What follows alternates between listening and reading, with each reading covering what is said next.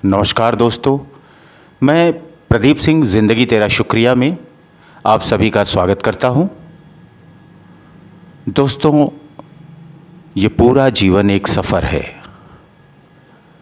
तमाम मुश्किलें, अड़चनें, उलझनें इस जीवन के सफ़र से जुड़ी हुई हैं और इन सब को झेलते हुए खुशी खुशी अपनी मंजिल तक पहुंचने के लिए, जिसे सिर्फ अपनी मंजिल ही दिखाई देती है, उसका सफ़र बहुत ही खुशनुमा होता है। तो दोस्तों, आज एक छोटी सी कहानी लेकर के आप सभी के बीच में उपस्थित हुआ हूं।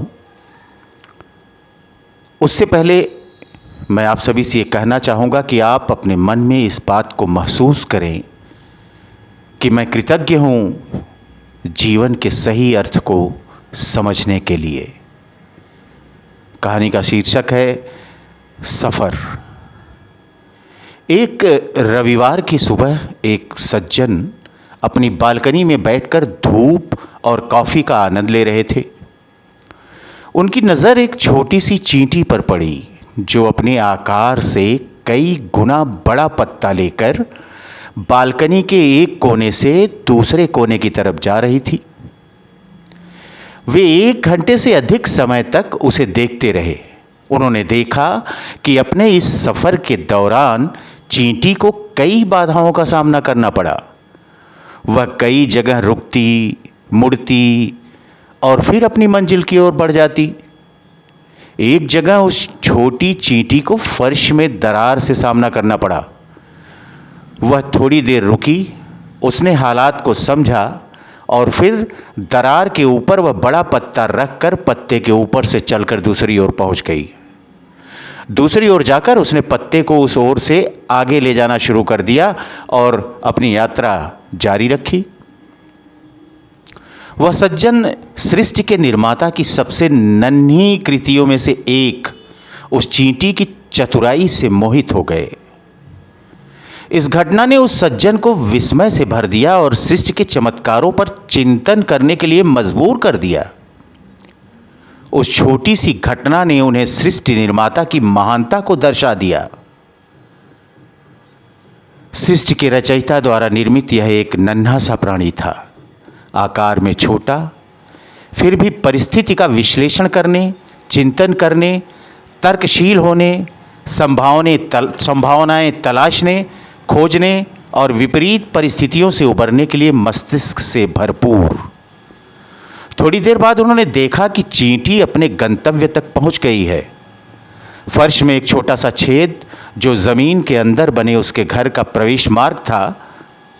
अब सोचने की बात यह थी कि चींटी उस बड़े पत्ते को, जिसे वह इतनी मेहनत और सावधानी से मंजिल तक लाने में कामयाब रही थी, उस छोटे से छेद में कैसे ले जा सकती थी।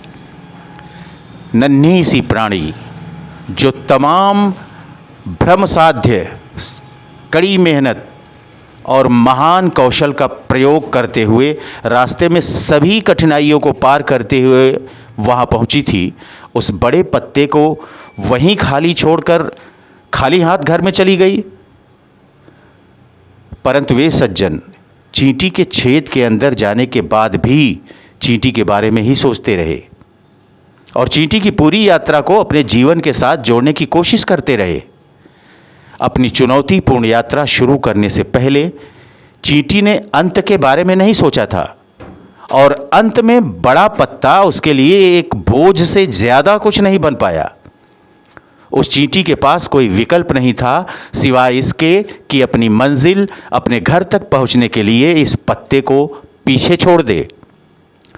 वो सोचने लगे, क्या हम भी अपने जीवन में अपनी आने वाली परेशानियों का मुकाबला चींटी की तरह आत्मविश्वास और साहस के साथ कर पाते हैं?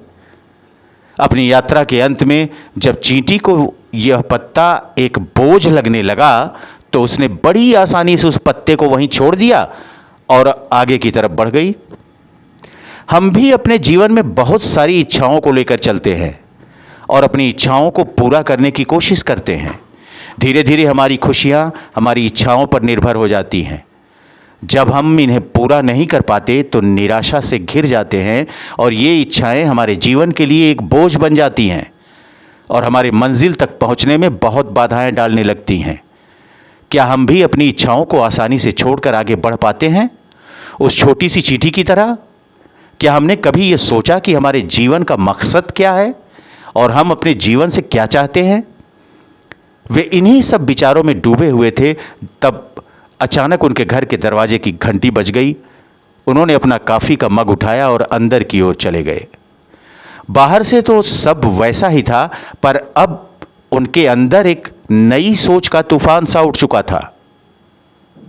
स्वयं को इच्छाओं से मुक्त करने का एक ही तरीका है कि उनसे मुंह फेर लिया जाए और अपनी नज़र वास्तविकता पर टिका दी जाए।